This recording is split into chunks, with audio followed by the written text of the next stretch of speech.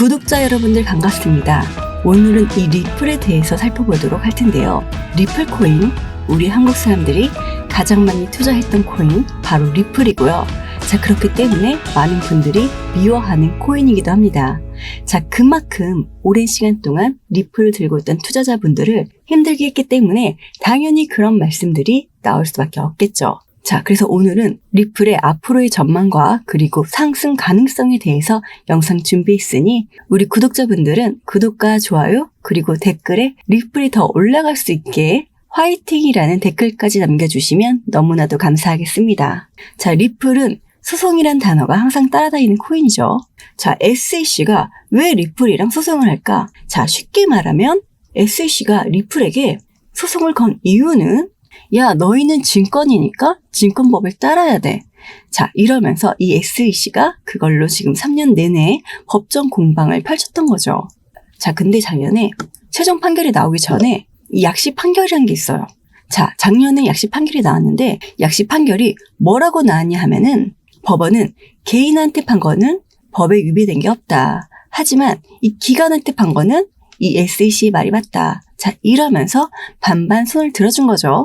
자, 그래서 지금까지 이 법정 소송이 이어온 거죠. 자, 그런데 이제 최종 판결이 얼마 남지 않았어요. 이 SEC가 리플이랑 합의를 할 수도 있는 거고 최종 판결이 나와서 이 SEC가 패소도 할 수 있고 승소도 할 수 있는 거예요. 자, 근데 이 SEC가 정말 많이 하는 게 암호화폐 회사들한테 소송을 정말 엄청나게 계속 걸어. 자, 이 SEC는 국가기관이잖아요. 자, 그러니까 작은 회사들은 무너지는 애들이 굉장히 많아요. 자, 그런데 리플은 회사에 돈이 많으니까 지금까지 소송을 끌고 온 거죠. 자, 그런데 여기서 중간에 합의를 하는 경우도 있어요. 자, 합의를 하는데 합의금을 내야 되는 거죠. 말은 벌금이라고 하는데 합의금인 거죠. 자, 그래서 이 벌금을 이 SEC가 리플한테 내라고 했죠. 자, 근데 그 벌금이 얼마야? 20억 달러. 자, 우리나라 돈으로 2조 6천억이에요. 자, 그걸 듣고 리플이 가만히 있겠어요? 당연히 리플이 못 내겠다. 우리가 사기나 무모한 협의가 없는 경우 우리는 내더라도 1,000만 달러 이상 이하만 내겠다. 이 정도가 적정선이다. 자, 근데 여기서 이 1,000만 달러라고 해도 140억 정도예요. 자, 그래서 이 리플은 우리는 합의 의사가 있다. 하지만 이 100억에서 이 140억 정도면 합의를 하겠다. 자, 이러면서 의견을 낸 거죠. 자, 예전에 EOS도 2,400만 달러를 냈고 텔레그램도 1,850달러를 냈는데 20억 달러. 이게 말이 되냐? 이게 무슨 근거인지도 모르겠고 신뢰성이 있냐? 이전 전례도 이런 게 없는데 대체 기준이 뭐야? 자, 이렇게 지금 반문을 하고 있는 거죠. 자, 하지만 우리 투자자들은 합의를 원할 수밖에 없는 게 일단 합의로 끝나게 되면 리플이 지금껏 못 올라간 게 미친 듯이 올라갈 테니까. 자, 왜냐하면 작년에 약식 판결에서 이 부분 승소긴 하지만 그 소식이 속보로 나오자마자 자, 70%가 올라갔어요.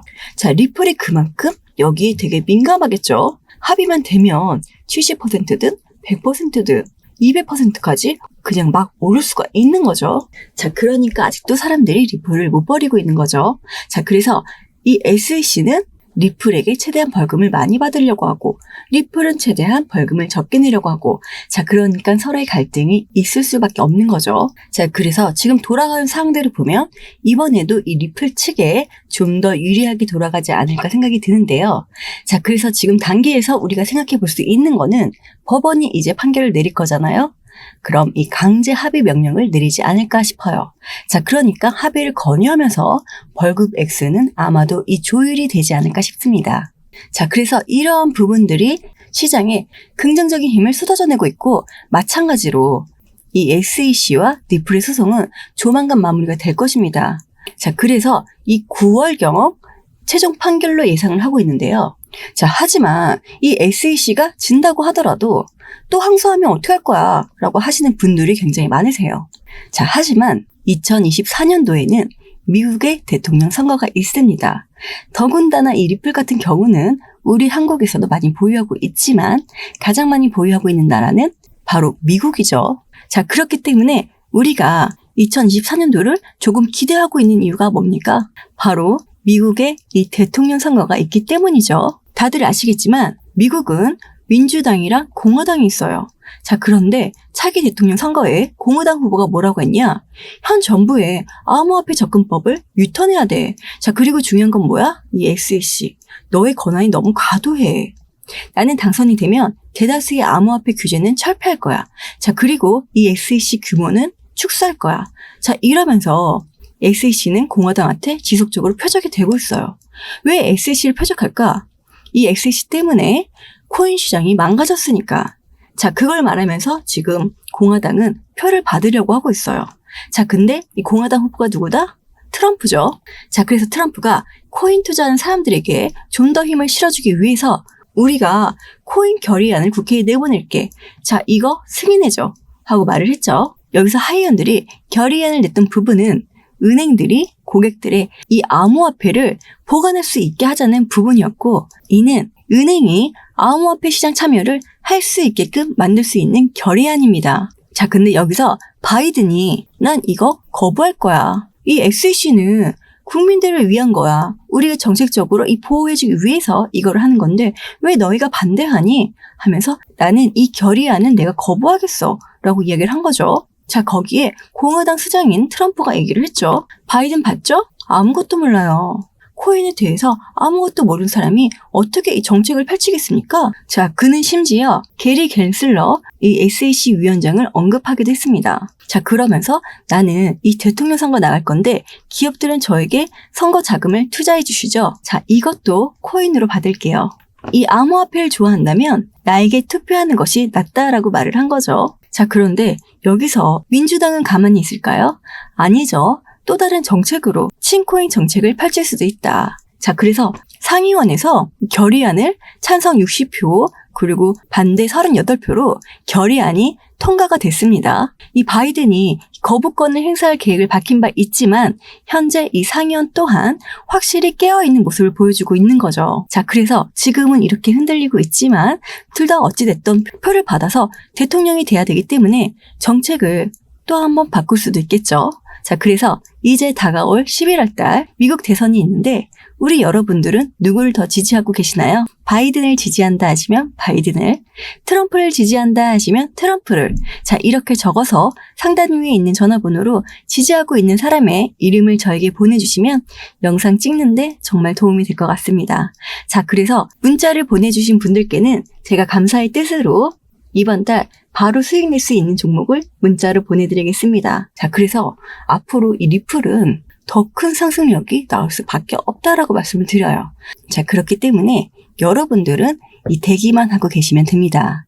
자, 그리고 만약에 이 리플을 매수해서 수익권이신 분들은 자, 그분들 같은 경우는 그대로 쭉 들고 가시면 되는 거고요. 자, 그리고 리플을 매수해서 지금 이 손실권이신 분들은 자, 이분들 같은 경우는 절대로 이 매도할 필요가 없다라고 말씀을 드립니다. 또 한 번 굉장히 강력한 슈팅이 나올 거예요. 자, 그러면 기존에 물리셨던 분들 그냥 가만히 있으라는 게 아닙니다. 물량을 추가적으로 더 확보를 해야 돼요. 자, 그래서 평균 단가를 낮춰야 되는 거죠. 자, 그렇게 되면 슈팅이 나올 때 여러분들은 수익을 극대화할 수 있습니다. 자, 근데 이 추가 매수도 함부로 하는 게 아니죠. 자, 그렇기 때문에 여러분들 절대로 함부로 아무 구간에서나 진입하시지 마시고 신규로 접근하시는 분들도 지금은 매수 구간이 아니다라고 말씀을 드립니다. 자, 그래서 지금 리플을 사야 할지 아니면 팔아야 할지 고민 중이신 분들을 위해 제가 이 리플의 목표가와 매수 타점을 우리 구독자님들께 무료로 보내드리겠습니다. 자, 그래서 저 미호에게 리플의 목표가와 매수 타점 알고 싶다, 이 실시간 정보와 뉴스도 받고 싶다 하시는 우리 구독자님들은 상단에 있는 제 개인 번호 010-6531-7908로 시가 상관없이 숫자로 9라고 문자 보내주시면 제가 어느 구간에서 매수 타점을 잡아야 되는지, 또 어느 구간에서 매도를 해야 되는지, 또 세력들은 어떤 움직임을 보여주고 있는지 이런 부분에 대해서 상세하고 빠르게 여러분들께 공유해 드릴 수 있도록 하겠습니다. 자, 100% 다 무료로 진행되고 있기 때문에 안심하고 보내주셔도 되고요. 자, 여러분들이 해주셔야 될 것은 구독과 좋아요 그리고 화이팅이라고 댓글까지 남겨주시면 너무나도 감사하겠습니다. 또한 이 문자 보내는 게 번거롭다면 영상 하단 이 더보기란에 링크 올려놨으니까 이 링크 클릭하시면 간편하게 참여하실 수 있으니까요. 참고하셔서 성공 투자 되시길 바라겠습니다. 자, 그러면 리플이 왜 굉장히 큰 수익을 안겨줄 수밖에 없는 그런 종목인지 자, 이 부분에 대해서 말씀을 드릴게요. 자, 리플의 가장 강력한 상승 모멘텀은 뭐가 있을까요? 리플 자체는 CBDC라는 디지털 화폐의 중추적인 역할을 하고 있어요. 자, 여기서 말하는 CBDC는 디지털 화폐예요. 자, CBDC는 전체 글로벌 대부분의 나라가 이 CBDC를 개발하려고 하고 있어요. 자, 이게 왜 그러냐면 지금 혹시 현금을 갖고 계신가요? 아니죠. 카드를 쓰고 있죠. 이제는 현금을 안 쓰는 시대가 왔어요. 자, 근데 현금을 만들어내냐? 지폐를 찍어내냐? 아니다. 이제는 뭐로 간다? 디지털 화폐로 간다. 자, 디지털 화폐. 이게 바로 리플의 가장 핵심적인 상승 모멘텀이에요. 지금 우리가 투자하는 건 금융시장이에요. 미래적인 시점을 가지고 우리는 먼저 투자를 하는 거죠. 자, 그래야지 더욱더 슈팅이 커질 거니까. 자, 이 디지털 화폐가 나온 다음에 투자할 거예요?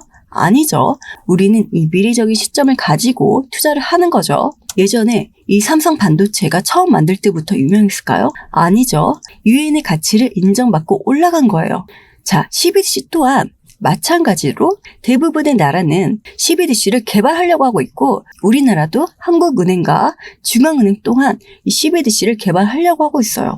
자, 그렇기 때문에 당연히 핵심적인 상승 모멘텀이겠죠. 자, 그리고 이 두 번째는 뭐가 있죠? 코인과 코인의 송금 시스템을 구축하고 있어요. 자, 이게 무슨 말이냐? 자, 예를 들어 내가 이 비트코인을 갖고 있는데 이더리움으로 결제를 해야 돼요.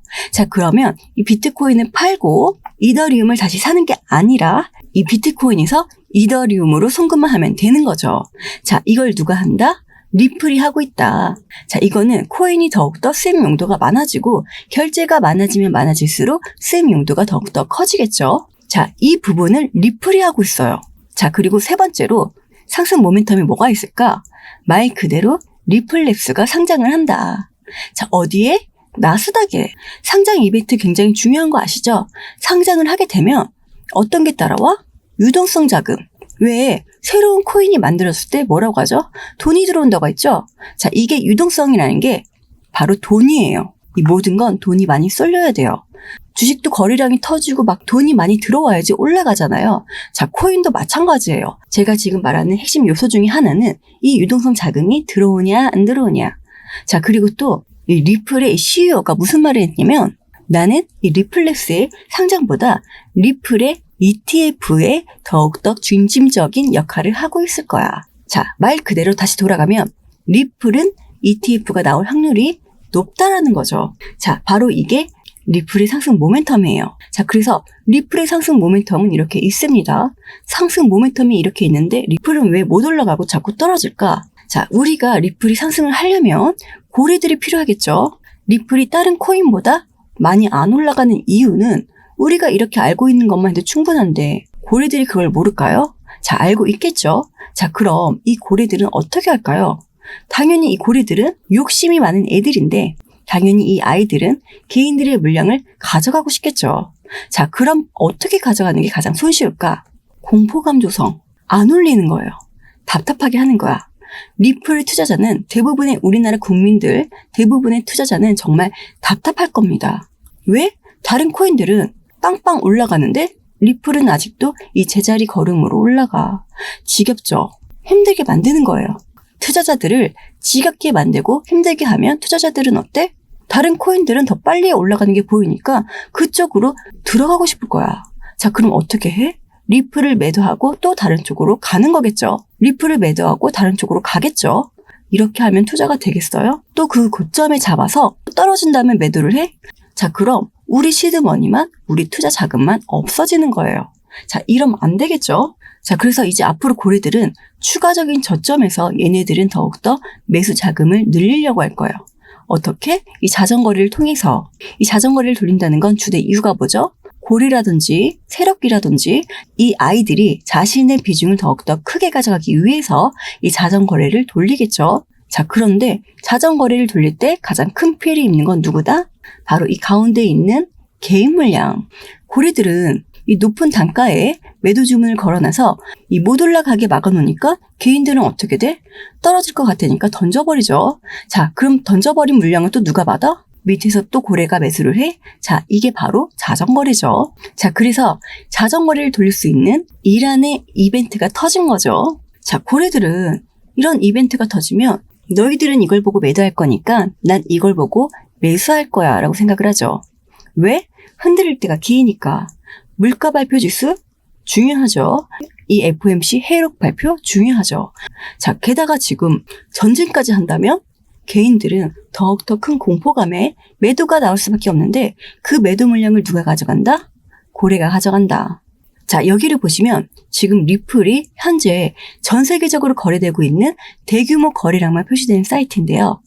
현재 리플은 전 세계에서 대규모로 매집을 하고 있는 움직임이 나오고 있습니다. 리플이 떨어질 때마다 고래들은 이렇게 자전거를 통해 매집을 하고 있다는 이야기인 거죠. 자, 그래서 모든 자산은 오르고 내리기를 반복합니다. 자, 그렇기 때문에 앞으로 이 리플이 더 올라갈 거란 건 팩트인 거죠. 자, 그럼 그냥 무조건 사놓고 무작정 기다리면 되나요?